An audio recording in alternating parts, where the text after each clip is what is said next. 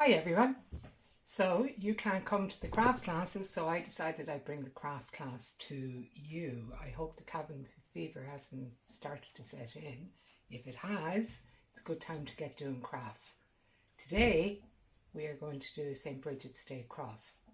Now you can do St. Brigid's Day cross, you don't need the rushes, which would be the traditional way of doing it, but we're going to use paper.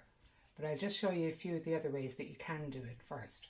So this one here is made out of willow. So willow grows on the side of the road everywhere in Ireland. So if you are going out for your walks and you see willow, you can actually do it with fresh willow. It might loosen up over time, but all you have to do is cut about 24 little twigs around that thickness and that length, and you have all that you need then to make a St. Brigid's Day cross. So that's the one with willow. It comes out beautifully, and actually it's a lifelong kind of a cross. You could put that up on the door and it'll be there forever. So that's the first one. The second one here is made from cane. Now I actually dyed the cane green, which is quite appropriate for Ireland, but there is undyed cane, so it's really nice as well. And again, they're long lasting, so they'd be with you for a lifetime. So they're a good present to give to somebody. That's them. I tried it out with a bit of, this is kind of a man-made fibre rush. It's actually made of paper, and then it's made into rushes, but you could do it with rope. But I thought that actually came out quite cool. I was very impressed with that. It's a smaller, I didn't push because it's so thick. I didn't make it into a bigger kind of a cross, but it's nice and neat and small. So that's made out of this stuff here. So you can actually make it with rope if you want to. Now what else? Oh, here, yeah, straws. You can make it with straws if you're ready-made length and everything with straws. So that's a handy way of making the Brigid's Day cross. I was messing today and I got little bits of wire. I don't know if you can see that. That's little bits of green wire. So wire comes in a roll like that. You could use copper wire, you could use a garden wire, and just mess around with it. There's another one then. They're all the wire ones. I don't know if you can see that one there. That's a wire one there. So as you can see, it's pretty versatile. This one here is just literally made out of pages from a magazine. So I got the National Geographic for the pages out.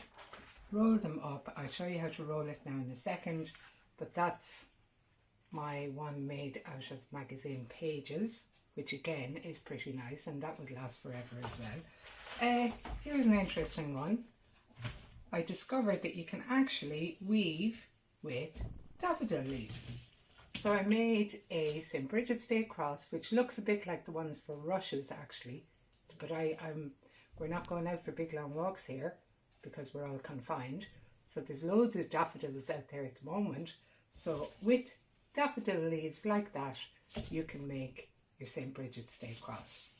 But today, what we're going to do is very simply, if you have a copybook at home, if you have newspapers at home, then we can tear them up and I'll show you how to do it. So what I did with this is I got 10 pages. So literally pull out a page. And what you're going to do with the page then, if you have a little skewer or you have a pencil, a thin pencil or a thin biro, you can use that. But what you do is you get it into your corner. You kind of roll it a little bit to get onto the straw. A straw would work as well. So you roll it up, keep going, try and keep it as tight as you can. You can see that. Then go right up to the end. And now I have a glue gun, but you can use any type of glue. Tiny little bit of glue up at the end, roll it into it, and Bob's your uncle, you have like a straw. So we need 10 of those to do our St. Brigid's Day cross. And just to speed it up, I actually have my 10 straws here. So you need nothing else except paper and maybe a skewer to roll them up, and a little bit of glue as well to roll them up. So what you do is you get your first one, hold it straight up like that. You get your second one and put it halfway across, and you're going to bend the second one around the upright pole, just like that. So that's the first thing you do. You hold it here, get your next straw and literally bend it around the one that you've just put on. So hold it down like that. So there you can see you had your original straw, the one going across which is bent over, and then one going down like this. You look at it here. This is the way it is. Okay, so that's the beginning of your Bridges Today cross. What you do now is you turn it anti-clockwise. So your two straws are here, hold it here, get another straw, and again bend it around this one. Hold it there, so this is what you're looking at. Turn anti-clockwise again, get your next straw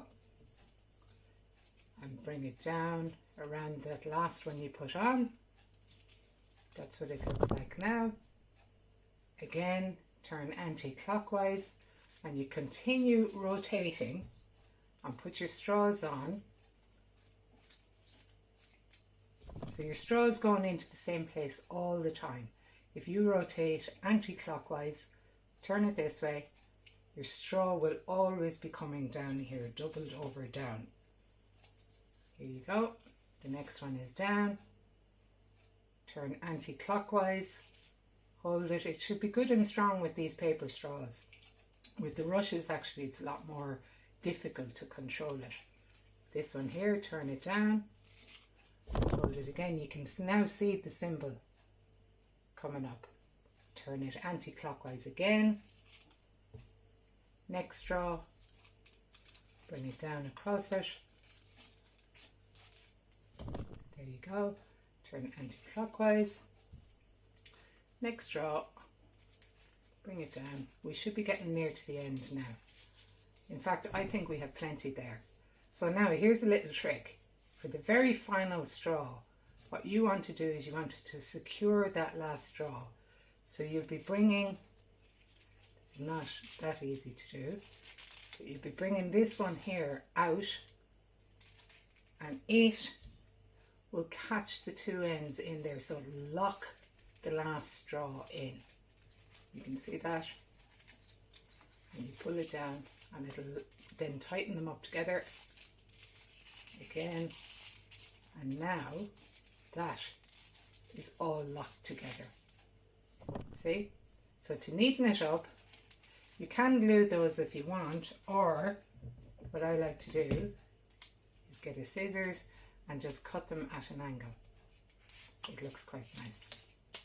Cut that one at an angle, so you'll be doing the same all the way around, like this. Cut this one at an angle, and then cut this one at an angle. Try and keep them even if you can. And Bob's your uncle. There's your St. Brigids Day cross made out of the pages of a copybook. Now traditionally, the St. Brigids Day cross was put up over the door to ward off all evil and hunger and sickness for the year. So I think it's a very appropriate one, and it's an Irish craft to start off our craft lessons with. So hopefully you've learned how to do the St. Brigids Day cross, and we'll see you in a couple of more days then for the next craft. Thank you very much. Stay safe.